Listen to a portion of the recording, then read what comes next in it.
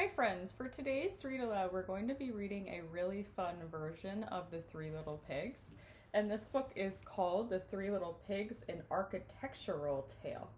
So something that's kind of different and interesting about this version is that all of the pigs in this story are architects. An architect is a person that's in charge of designing a building. So they get to pick things like what the building looks like and any important features they want to include. And I really like this book. This book was a gift from Mr. Rasnick to me because Mr. Rasnick is an architect. When I read today, I want you to notice how interesting and cool the houses are that the pigs decide to build in this book.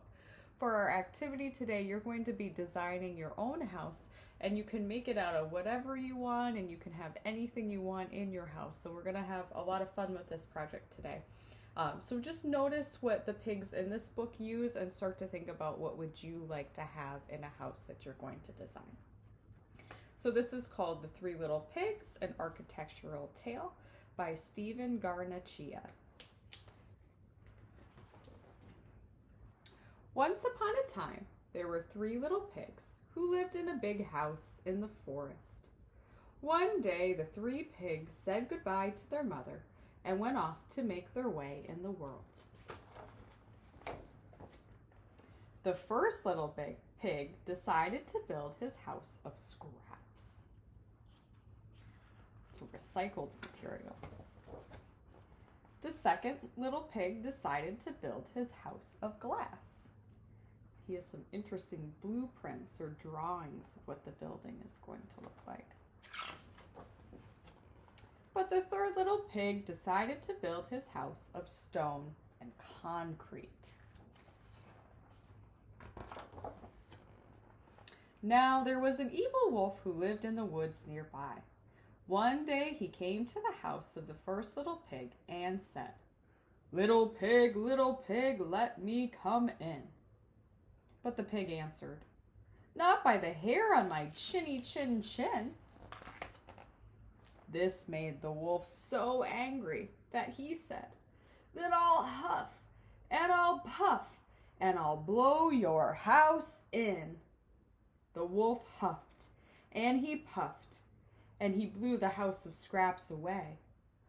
The first little pig ran as fast as he could to the house of his brother. Soon the wolf came to the house of the second little pig.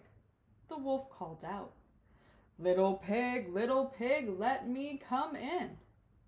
The second pig answered, "Not by the hair on my chinny chin chin."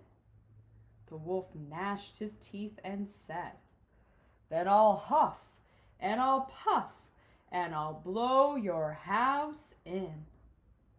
And the wolf huffed and he puffed and he blew the house of glass to smithereens. So the two little pigs ran as fast as their legs would take them to the house of their brother. Finally, the wolf arrived at the house of the third little pig. The wolf growled at the door, little pig, let me come in." But the third little pig replied, "Not by the hair on my chinny chin chin." Now, the third little pig made his house just like a famous building called Falling Water by the architect Frank Lloyd Wright. This enraged the evil wolf, who roared, "Then I'll huff and I'll puff and I'll blow your house in." So he huffed and he puffed and he puffed and he huffed. But he couldn't budge the house of stone and concrete. The wolf said, "Little pig, meet me tomorrow morning at 7 a.m. at Farmer Wright's, and I'll show you a fine tomato greenhouse." But the pig awoke at 6 a.m., picked the best tomatoes in the greenhouse, and was home slicing them for lunch by the time the wolf arrived. And the greenhouse looks like a famous building in Paris. It's part of the Louvre, and this was designed by an architect named I.M. Pei. "I'll get you," said the wolf under his breath. The wolf returned to the third pig's house and said, "Little pig, meet me tomorrow morning at 6 a.m. at Farmer Johnson's, and I'll show you an orchard of tasty apples." The next morning at 5 a.m., the pig was picking the best apples in Farmer Johnson's orchard when the wolf came along. "Good, aren't they?" said the wolf. "They certainly are," said the pig. "Here, try one." As the wolf chased the apple, the third pig ran home to his house of stone and concrete. Keeps tricking the wolf. That evening, the wolf went back to the third little pig's house and said, "I'll meet you at Frank's flea market tomorrow at 5 a.m. So the pig arrived at 4 a.m.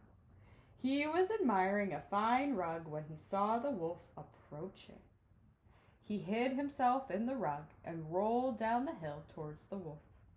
The wolf sped away, with the rug following after him.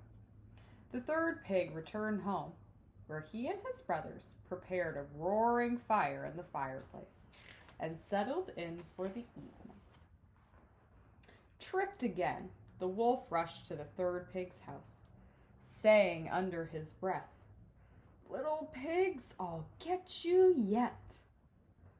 The wolf climbed onto the roof and shouted down the chimney, "I'm coming in to get you." But the wolf tumbled into a roaring fire, scorching his tail. The wolf ran from the house, smoke steaming after him, and was never seen in the forest again. The three little pigs ate a supper of tomato soup and apple pie, and they lived happily ever after. The end. So I hope you enjoyed this version of the Three Little Pigs. For today's activity, you're going to be designing a house.